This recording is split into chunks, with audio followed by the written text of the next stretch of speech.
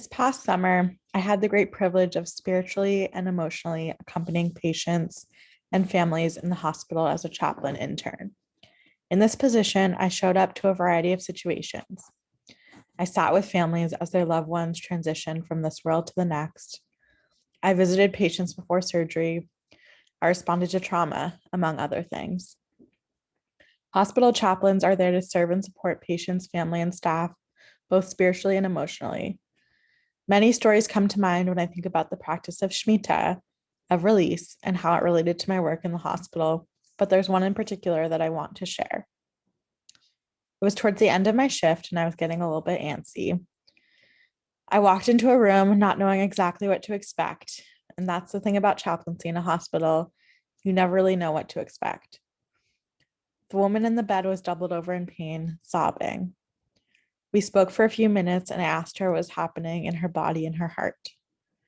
Eventually, she admitted that she thought God was punishing her. My own heart ached to hear this, and gently I asked, "Do you believe in a God that would do that?" Her body visibly eased, and she responded, "No, no, I don't." In that moment, I shared, "Me either." In that space that felt so deeply connected to her theology and her understanding of the world, to me, something beautiful and profound was released in the room. I watched as the tension melted away from her face.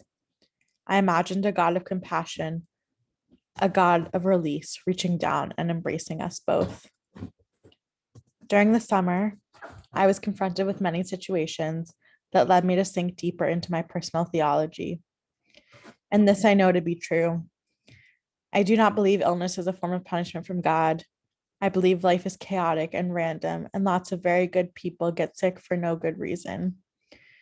The fact that bad things happen to good people is in and of itself evidence that life is random and horrible at times, and all we can do is accept that we were never in control.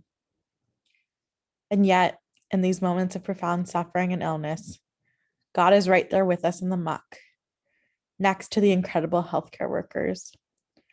And that's the thing about God. They don't leave us in the tough stuff alone. During moments of profound emotion and turmoil in the hospital, that God of Shemitah, God of release, was there for me to turn to when I maybe forgot about them. I could let God hold things for me, for patients, for families, for nurses. I could imagine visibly letting go of what I was carrying and releasing it to God. This practice not only connected me more to myself, but to the source of being in this world and to other people journeying through it with me. Which brings me to today, to now. It makes me wonder, what are the things we're holding that are so heavy and difficult to be with that they bog us down?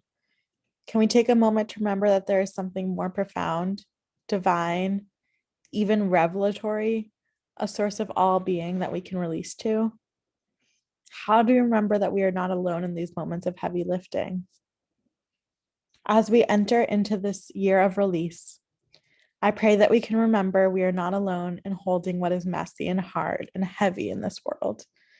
May that be a source of comfort, a source of care, a source of healing, a source of expansiveness. Shana Tova.